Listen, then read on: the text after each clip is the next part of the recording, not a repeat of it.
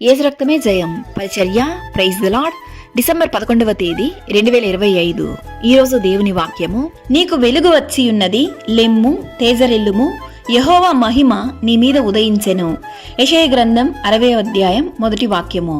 అవును క్రీస్తునందు ప్రియులారా, యెహోవా నీ మీద ఉదయించుచున్నాడు, ఆయన మహిమ నీ మీద కనబడుచున్నది. దేవుడు ఈ లోకమునకు వెలుగై ఉన్నాడు, మనము ఆయన ప్రజలమై ఉన్నాము. దేవుని వాక్యం ఇలా సెలవిస్తుంది, అయితే నా నామందు భయభక్తులు గలవారగు మీకు నీతి సూర్యుడు ఉదయించును అని. కావున దేవుని యందు విశ్వాసంతో, నమ్మకంతో ఆయన సన్నిధిలో వేచి ఉండాలి. నీ విశ్వాసంలో జీవం ఉండాలి. మీరు ప్రార్థన చేయనప్పుడు నిర్లక్ష్యం చేయకండి. మీ మోకాళ్ళ ప్రార్థనతో ఎన్నో ఘనకార్యాలు చూడగలం. గనుక ప్రార్థించు. నీ పరిస్థితి మారి చీకటిగా అంధకారంగా ఉన్న నీ జీవితంలో యేసుక్రీస్తు వెలుగును నింపును.